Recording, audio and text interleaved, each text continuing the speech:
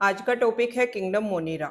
इस अर्थ पर जितने भी लिविंग ऑर्गेनिज्म हैं, उन लिविंग ऑर्गेनिज्म में जितने भी प्रोकैरियोट्स प्रेजेंट है, वो सारे के सारे प्रोकैरियोट्स जो हैं वो किंगडम मोनेरा में आते हैं। तो फर्स्ट क्वेश्चन ये उठता है कि प्रोकैरियोट होते क्या हैं। अगर कोई लिविंग ऑर्गेनिज्म है तो उसका एक कैरेक्टर ये होता है कि उसमें मिनिमम 1 सेल होनी चाहिए। अगर सेल है तभी हम उस ऑर्गेनिज्म को लिविंग की कैटेगरी में रखेंगे। अब वो एक सेल हो तो उस ऑर्गेनिज्म को यूनिसेलुलर बोल देंगे, और अगर मोर देन 1 सेल हो तो उस ऑर्गेनिज्म को हम मल्टीसेलुलर बोल देते हैं। लेकिन सेल होना जरूरी है लिविंग ऑर्गेनिज्म होने के लिए। इसका एक्सेप्शन होता है वायरस, जिसमें एक भी सेल नहीं प्रेजेंट होती, इसलिए हम उसको जो है वो लिविंग नहीं बोलते हैं। लेकिन वो लिविंग के अंदर जाकर के अपनी कॉपीज बना सकता है, अपने आप को रेप्लिकेट कर सकता है लिविंग की मशीनरी को यूज करके। इसलिए वायरस को लिविंग और नॉन लिविंग के बीच की कनेक्टिंग लिंक बोला जाता है। तो अगर कोई लिविंग ऑर्गेनिज्म है तो सेल नेसेसरी है, और अगर सेल है तो सेल में जेनेटिक मटेरियल होना भी नेसेसरी है, क्योंकि जेनेटिक मटेरियल जो है वो सेल की एक्टिविटीज को रेगुलेट करता है। सेल में क्या क्या फंक्शन परफॉर्म होने हैं, ये जेनेटिक मटेरियल जो है वो कंट्रोल करता है। मीन्स अगर मैं इनडायरेक्टली बोलूँ तो जेनेटिक मटेरियल जो है वो सेल का ब्रेन होता है।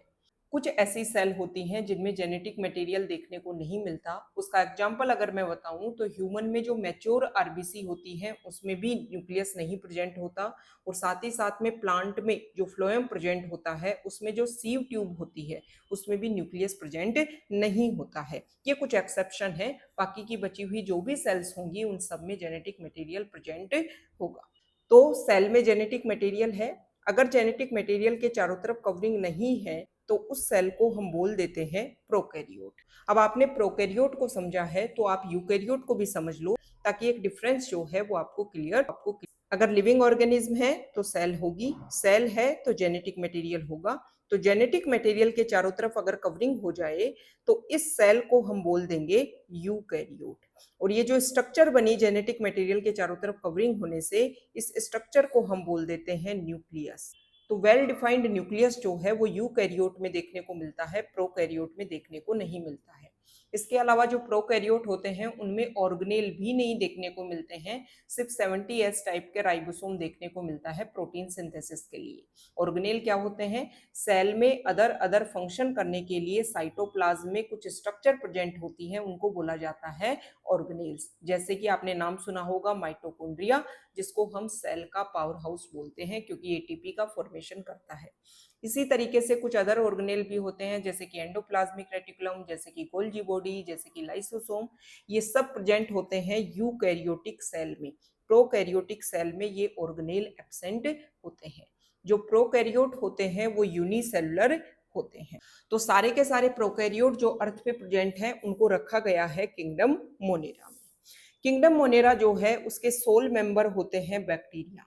ये जो बैक्टीरिया होते हैं वो कोस्मोपोलिटन होते हैं, मींस हर जगह देखने को मिलेंगे। हार्श हैबिटाट जैसे कि hot spring, cold mountain, desert, वहां पर भी ये देखने को मिलते हैं।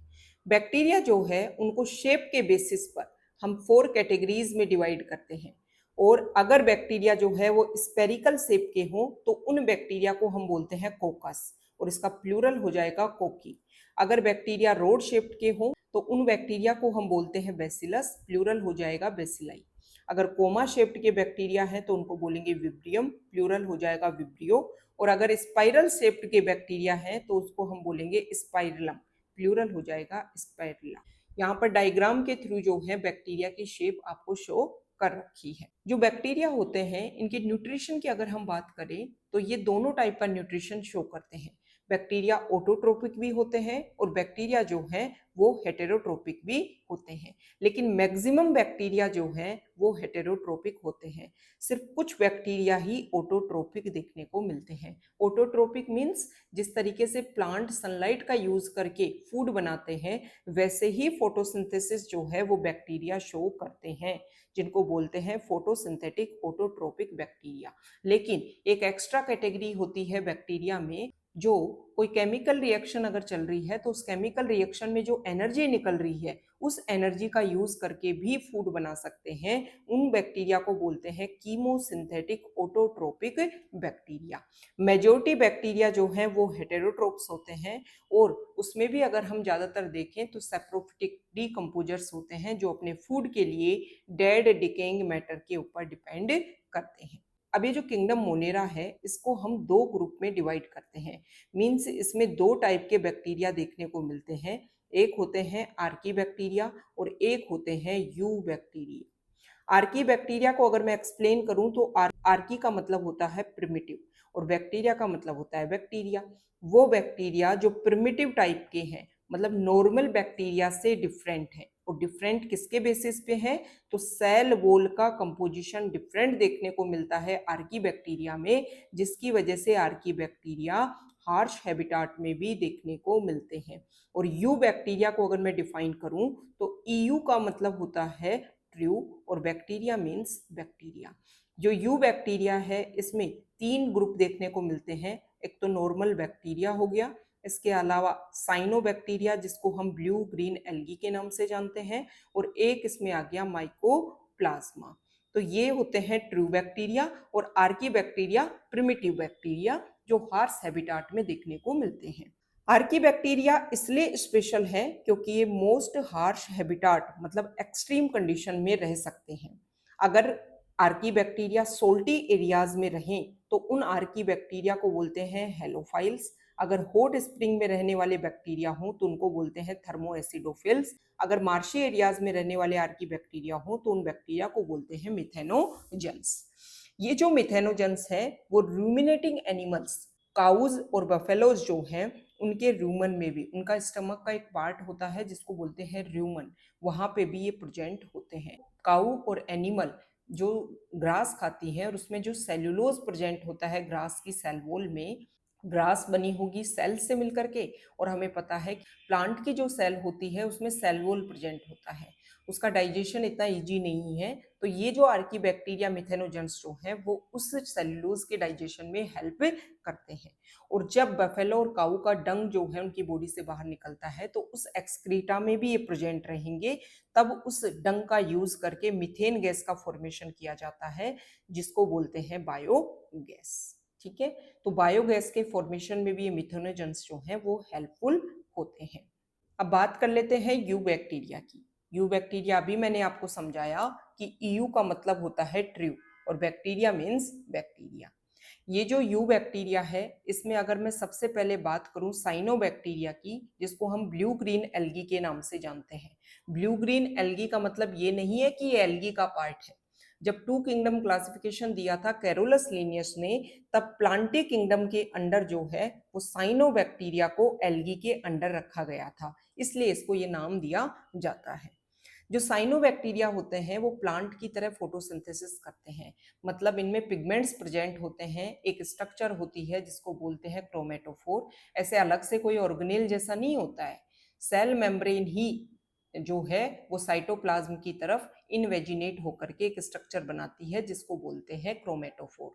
उसमें प्रेजेंट होते हैं पिगमेंट्स जो सनलाइट को ट्रैप करते हैं। अब कैसे पिगमेंट्स होते हैं, तो क्लोरोफिल ए टाइप के पिगमेंट्स जो हैं वो देखने को मिलते हैं जो ग्रीन प्लांट्स में भी प्रेजेंट होते हैं। वही पिगमेंट्स जो हैं वो सनलाइट को ट्रैप करेंगे और फोटोसिंथेसिस करवाने में हेल्प करेंगे।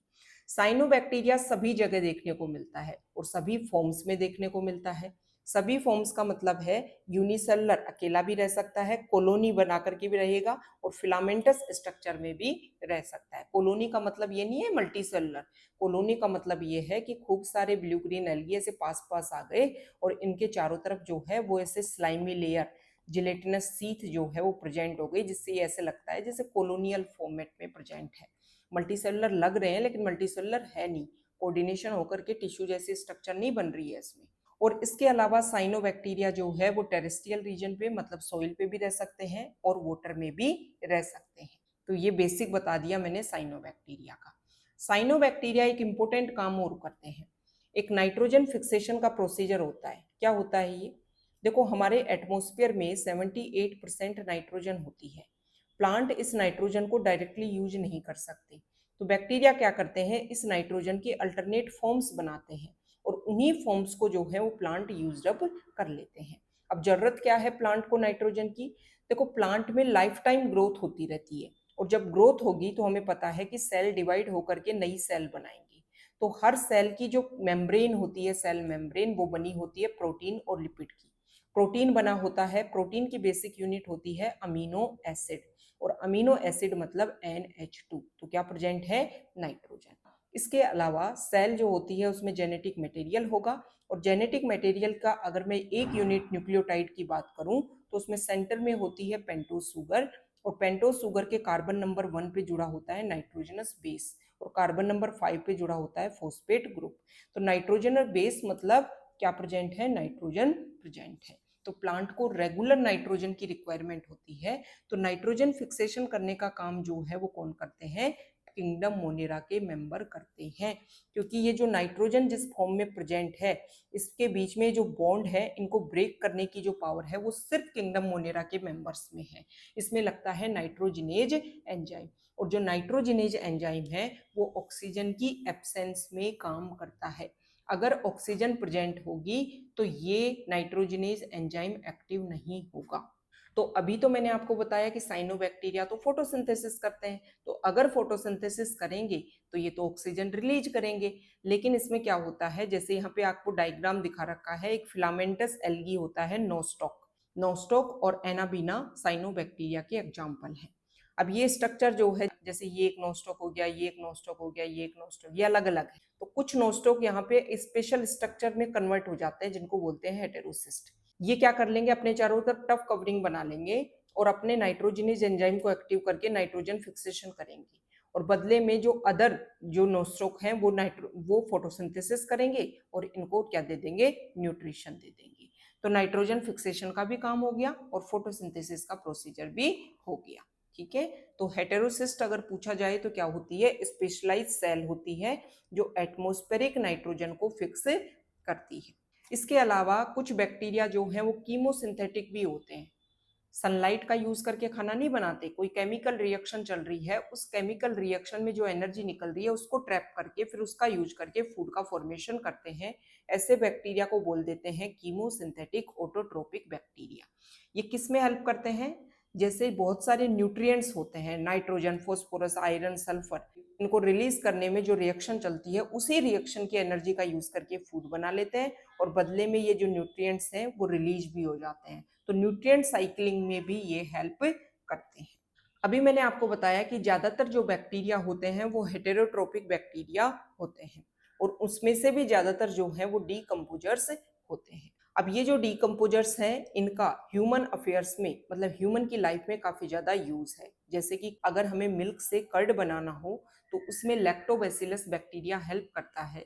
इसके अलावा एंटीबायोटिक्स जो होते हैं उनके प्रोडक्शन में भी बैक्टीरिया हेल्प करते हैं, और जो लेग्यूम फैमिली होती है उसकी रूट्स में नाइट्रोजन फिक्सेशन करने में भी हेल्प करते हैं, जैसे कि राइजोबियम बैक्टीरिया, आपने नाम सुना होगा। कुछ बैक्टीरिया जो होते हैं ना वो पैथोजन होते हैं। पैथोजन क्या होते हैं? वो माइक्रो ऑर्गेनिज्म जो डिजीज कोज करे उसको बोलते हैं पैथोजन। तो कुछ बैक्टीरिया पैथोजन होते हैं, और ये ह्यूमन बींग्स में, क्रॉप्स में, फार्म एनिमल्स में और पेट्स में डिजीज कोज करते हैं। कौन कौन सी डिजीज? तो कुछ डिजीज के नेम दे रखे हैं, तो इसको आप याद कर सकते हो C2T2 ट्रिक से।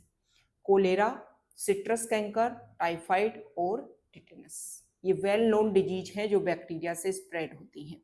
अब जब जब हम एनसीईआरटी पढ़ेंगे तब तब हम बहुत सारी डिजीज को स्टडी करेंगे, जैसे कि इसी चैप्टर में वायरस, वायरोइड, प्रियॉन्स को जब हम पढ़ते हैं तब भी डिजीज पढ़ते हैं।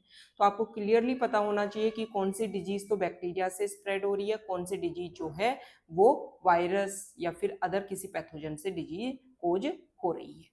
अच्छा, ये बैक्टीरिया अपने नंबर्स को बढ़ाते कैसे हैं, मतलब रिप्रोडक्शन कैसे करते हैं? तो बैक्टीरिया जो है वो अपने आप को डिवाइड करके अपने नंबर्स को बढ़ाएगा, मतलब एसेक्सुअल रिप्रोडक्शन टाइप देखने को मिलता है फेवरेबल कंडीशन में। जैसे कि यहाँ पे डायग्राम दिखा रखा है, जो बैक्टीरिया है वो अपने जेनेटिक मटेरियल को डबल करके पहले उसको डिवाइड कर लेता है, और फिर इस तरीके से जो है वो अपने आप को 2 सेल में डिवाइड कर देगा। जब फेवरेबल कंडीशन है तो फिजन के थ्रू बैक्टीरिया अपने आप को डिवाइड करते हैं, और जब अनफेवरेबल कंडीशन होती है तो स्पोर का फॉर्मेशन करते हैं। स्पोर का फॉर्मेशन कैसे? मान लो एक बैक्टीरिया है, जब अनफेवरेबल कंडीशन है, बैक्टीरिया को पता है कि मैं मर सकता हूं, तो वो क्या करेगा, अपने इंपोर्टेंट जो भी चीजें हैं उनको लेकर के एक जगह इकट्ठा करेगा और टफ कवरिंग बना लेगा। जब फेवरेबल कंडीशन आती है तो ये टफ कवरिंग ब्रेक होती है, अंदर से जो बैक्टीरिया अपने मिनिमम सब्सटेंस के साथ प्रेजेंट था वो फिर से बाइंड डिफ्यूजन के थ्रू अपने नंबर्स को बढ़ाता है। सेक्सुअल रिप्रोडक्शन देखने को तो मिलता है, लेकिन प्रिमिटिव टाइप का देखने को मिलता है बैक्टीरिया में। मतलब गैमेट जैसी स्ट्रक्चर कुछ भी नहीं बनती है, जाइगोट जैसा कुछ भी नहीं बनता है। सिर्फ क्या होता है, एक बैक्टीरिया से दूसरे बैक्टीरिया में जेनेटिक मटेरियल ट्रांसफर होता है। अब एक ग्रुप है यू बैक्टीरिया का जिसको बोलते हैं माइकोप्लाज्मा। हमारी ये जो अर्थ है, इस अर्थ पे सबसे स्मॉलेस्ट लिविंग ऑर्गेनिज्म जो है वो माइकोप्लाज्मा होते हैं। इनमें जो है वो सेल वॉल एब्सेंट होती है। किंगडम मोनेरा का एकमात्र ऐसा ग्रुप है जिसमें सेल वॉल नहीं होती है। ये जो माइकोप्लाज्मा है वो ऑक्सीजन के बिना भी जिंदा रह सकते हैं। ऑक्सीजन में तो रह ही सकते हैं, लेकिन ऑक्सीजन के बिना भी जिंदा रह सकते हैं। मतलब ये फैकल्टेटिव एनएरोब्स होते हैं। मैनी माइकोप्लाज्मा जो है वो एनिमल्स में और प्लांट्स में डिजीज कोज करते हैं, मतलब पैथोजेनिक होते हैं। तो ये हमने डिस्कस किया है किंगडम मोनेरा के बारे में। Okay, thank you.